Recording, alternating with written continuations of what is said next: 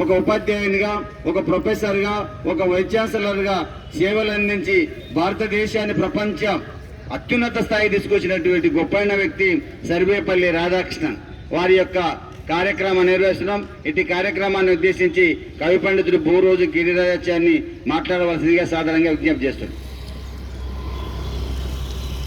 ఈరోజు భారతదేశంలో ఒక మహనీయుని జయంతిని ఉపాధ్యాయ దినోత్సవంగా జరుపుకుంటున్నాం. ఆ మహనీయుడే భారత రాష్ట్రపతిగా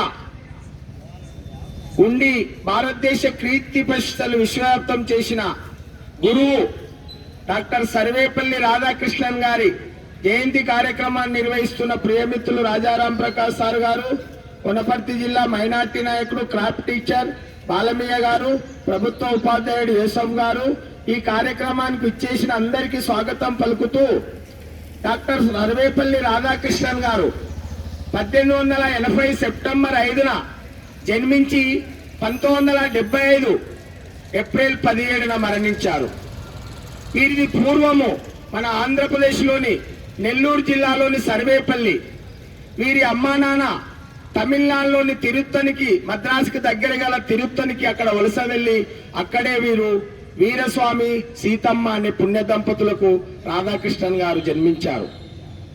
ఆ రోజుల్లో ఈయన తిరుత్తని తిరుపతిలో విద్యాభ్యాసం చేసి మద్రాసు విశ్వవిద్యాలయంలో పట్టభద్రుడై, ఆ రోజుల్లో ఆయన సాంప్రదాయ కుటుంబం.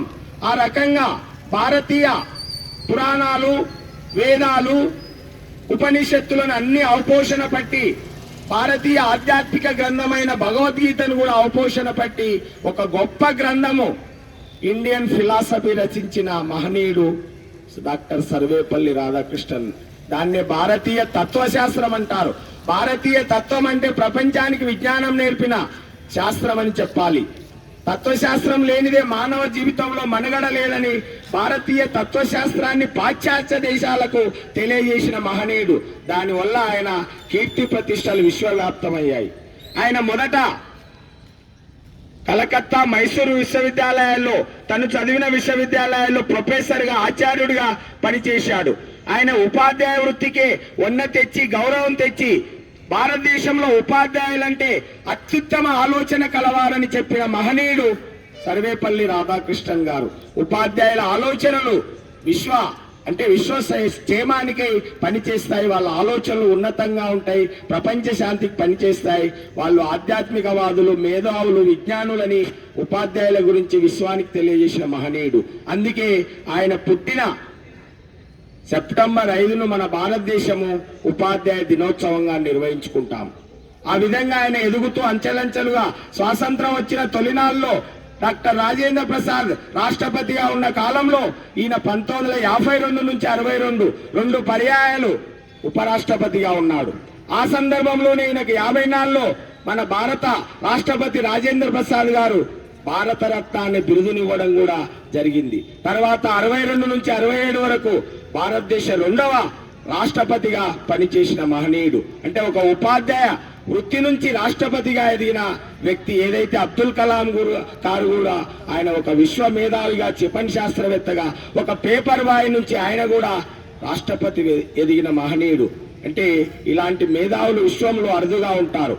కనుక ఆయన ఆ రోజుల్లో శివకామమ్మనని పెళ్లి చేసుకొని 5 కూతుళ్ళు, ఒక కుమారుడు సర్వేపల్లి గోపాల్. మన క్రికెట్ లో ప్రముఖుడైన వివిఎస్ లక్ష్మణ్ గారు భారతదేశంలో వీరి మేనల్లుడు లక్ష్మణ్ గారు. కనుక సర్వేపల్లి రాధాకృష్ణన్ గారు భగవద్గీత పైన గీతా సారాంశము, భారతీయ తత్వశాస్త్రంలో అన్ని పేర్కొన్నాడు. పురాణాలు, వేదాల పైన గ్రంథాలు రాశాడు. తత్వశాస్త్రంలో కూడా శాస్త్రీయత ఉందని నిరూపించి విశ్వానికి ఎరుక చేసిన మహనీయుడు. ప్రపంచంలో ప్రముఖ విశ్వవిద్యాలయాలు, ఆక్స్ఫర్డ్, కేంబ్రిడ్జ్ విశ్వవిద్యాలయాలు ఈయనకి ఎన్నో గౌరవ డాక్టరేట్లు, పురస్కారాలు కూడా అందజేసినాయి. ఆ రోజుల్లో ఈయన మైసూరు నుంచి కలకత్తా విశ్వవిద్యాలయానికి వెళుతుంటే ఈయన దగ్గర చదివిన విద్యార్థులు ఒక గుర్ర బండిలో రైల్వే స్టేషన్ వరకు ఈయనను తీసుకెళ్లారు. సాధారణంగా అంటే ఆయన తెలివితేటలు, ఆయనకున్న ఉన్నత విలువ మనకు దీనివల్ల తెలియజేస్తుంది.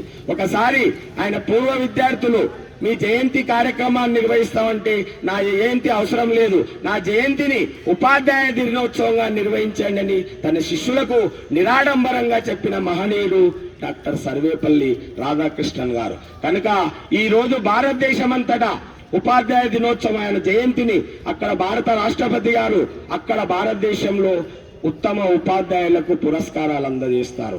మన రాష్ట్ర ప్రభుత్వం కూడా ఆయన జయంతిని మన ముఖ్యమంత్రి గారు తెలంగాణ రాష్ట్రంలో అవార్డులను అందజేస్తారు. ఏ జిల్లాలో అక్కడ ఉత్తమ ఉపాధ్యాయులకు కూడా జిల్లా అవార్డులను అందజేస్తారు. అంటే ఆయన జయంతిని ఉపాధ్యాయ దినోత్సవంగా నిర్వహించుకోవడం అంటే ఆయన చేసిన అంటే భారతదేశానికి చేసిన సేవలు ఎనలేనివి, గణించలేనివి, అంత గొప్ప మహనీయుడు.